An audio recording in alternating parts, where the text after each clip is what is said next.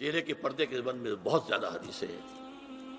حضرت ام خلاد ایک خاتون تھی، ان کا بیٹا ایک غزوے میں شہید ہو گیا.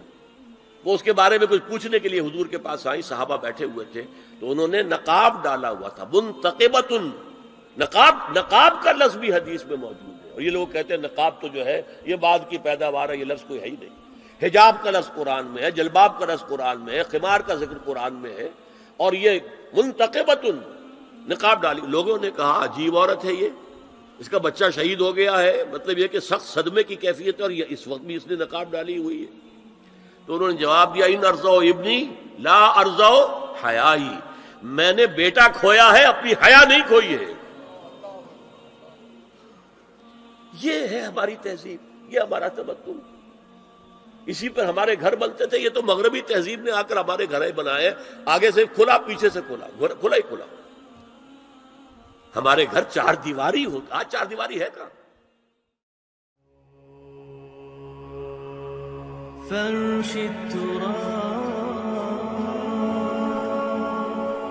يضمني. لیکن ایک عارضی محرم اور ابدی محرم میں فرق کر دیا انہوں نے. عارضی محرم کیا ہے؟ سالی جو ہے وہ عارضی محرم ہو گئی. کیوں؟ کہ جب تک اس کی بہن زندہ ہے جو آپ کی نکاح میں ہے، آپ کی شادی سالی سے تو نہیں ہو سکتی، تو جس سے شادی نہیں ہو سکتی وہ محرم ہو گیا. تو یہ عارضی محرم ہے. ہاں اگر آپ کی زوجہ فوت ہو جائے تو پھر نکاح ہو سکتا ہے. یہ عارضی اس وجہ سے ہے، پھر وہ نامحرم ہو جائیں گے. تو اس اعتبار سے یہ ایک فتنہ ہے جو اس دور میں اٹھا ہے. محرم کوئی عارضی نہیں ہوتا، محرم وہی ہے جو ابدی محرم. دیکھیے دیور جبکہ اس کا شوہر ابھی زندہ ہو تو دیور سے پردہ کرے گی کہ نہیں؟ شادی تو نہیں ہو سکتی. ہاں بھائی مر جائے تو شادی ہو سکتی. اس کو انہوں نے کہہ دیا یہ عارضی محرم. اسی طریقے سے بھابھی جبکہ بھائی ابھی زندہ ہے، پردہ نہیں، وہ شادی نہیں ہو سکتی. بھائی فوت ہو جائے شادی ہو سکتی، عارضی ہو.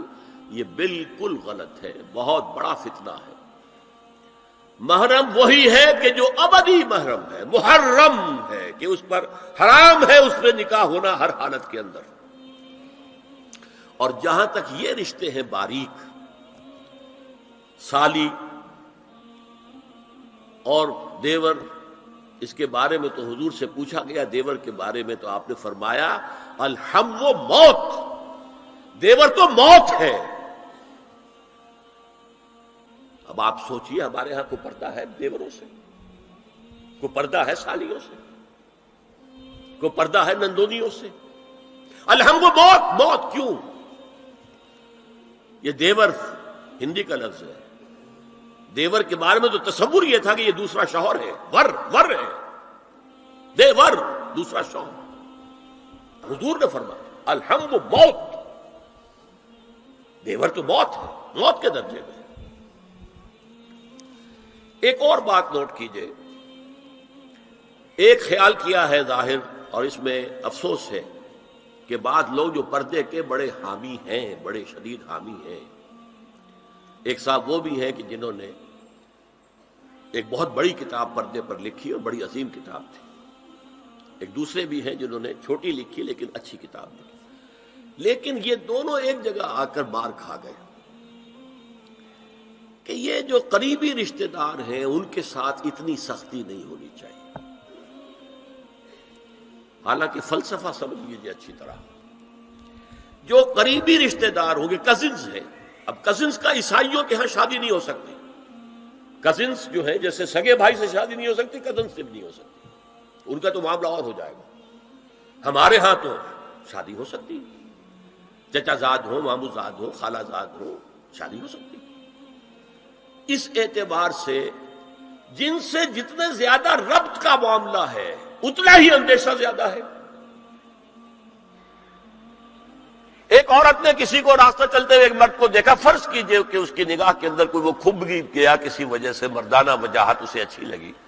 پھر تو اس سے ملنا ہے نہیں دیکھنا ہے، وہ تو راستے کا معاملہ تھا، آیا گیا ختم ہو جائے گا۔ جو گھر میں آ جا رہے ہوں ان سے تو زیادہ پردے کی ضرورت ہے، کانٹیکٹ کے مواقع زیادہ ہیں، بات شروع ہوگی بڑھتی چلی جائے گی کانٹیکٹ کی وجہ سے۔ اچھا اسی میں ایک بات دیکھیے، کچھ لوگ کہتے ہیں اچھا جی تو پھر مردوں کا بھی پردہ ہونا چاہیے۔ نہیں، عورت کا مرد کو دیکھنا کچھ اور ہے، مرد کا عورت کو دیکھنا کچھ اور ہے۔ مرد کی فطرت میں اقدام ہے، آگے بڑھ کر کچھ ہے حاصل کرنا، عورت کی فطرت میں بلکہ اس کا حسن اس میں ہے گریز، پیچھے ہٹنا۔ لہذا پردہ عورت کے لیے مرد کے لیے نہیں۔ لیکن اگر کسی مرد سے ایک رابطے کا معاملہ زیادہ ہونے کا امکان ہو تو نابینا سے بھی پردہ ہے۔ وہ میں آپ کو حضرت ام سلمہ اور حضرت میمونہ نبی صلی اللہ علیہ وسلم کے پاس بیٹھی تھی، اتنے میں حضرت ابن ام مکتوم آ گئے۔ نبی صلی اللہ علیہ وسلم نے ان دونوں سے فرمایا احتجبا منہ، ان سے پردہ کرو۔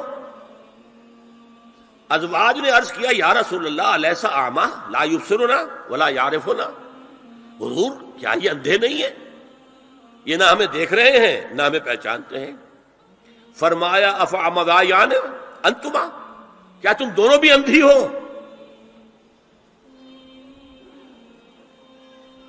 الا تبصران ہی، کیا تم نہیں دیکھ رہی ان کو؟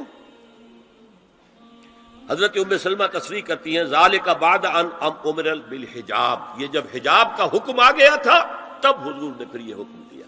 اس کی وجہ کیا تھی؟ حضرت عبداللہ ابن مکتوم کا گھر میں آنا جانا تھا، تو اگرچہ اندھے ہیں لیکن یہ کہ یہ بار بار کا آنا جانا اس سے فتنے کا ایک دروازہ کھل سکتا ہے، اس دروازے کو بند کر دیا گیا۔ حضرت عائشہ کے پاس ایک نابینا آیا تو انہوں نے اس سے پردہ کیا، کہا گیا کہ آپ اس سے پردہ کیوں کرتی ہیں، یہ تو آپ کو نہیں دیکھ سکتا۔ جواب میں حضرت ام المومنین نے فرمایا لاکنی انظر الیہ، میں تو اسے دیکھ رہی ہوں نا۔ عورت مرد کو دیکھے، البتہ یہ کہ عام حالات میں آپ بازار میں چل رہے ہیں، عورت جا رہی ہے، کوئی باہر نکلنا پڑا ہے، تو اس حالت میں اگر وہ مرد کو دیکھتی ہے تو اس میں در حقیقت وہ فتنہ نہیں ہے کہ جو گھر میں آنے جانے والے لوگوں کا ہے۔ تو جو یہ کزنز ہیں، جو قریبی رشتہ دار ہیں، جن کا آنا جانا زیادہ ہے، ان سے زیادہ سخت پردہ ہونا چاہیے بنسبت اجنبیوں کے، کہ اجنبیوں سے آج اگر کوئی دیکھ بھال ہوئی ہے تو اس کے بعد پتہ نہیں پھر کبھی دیکھے گا بھی کہ نہیں یا دکھے گی کہ نہیں۔ میں تو آپ کو سنا نہیں سکا، میرے پاس تو بہت زیادہ حدیثوں کا مواد تھا۔ چہرے کے پردے کے لیے حدیثیں جو ہیں، استیزان کے لیے کتنی حدیثیں ہیں، چہرے کے پردے کے بارے میں بہت زیادہ حدیثیں ہیں۔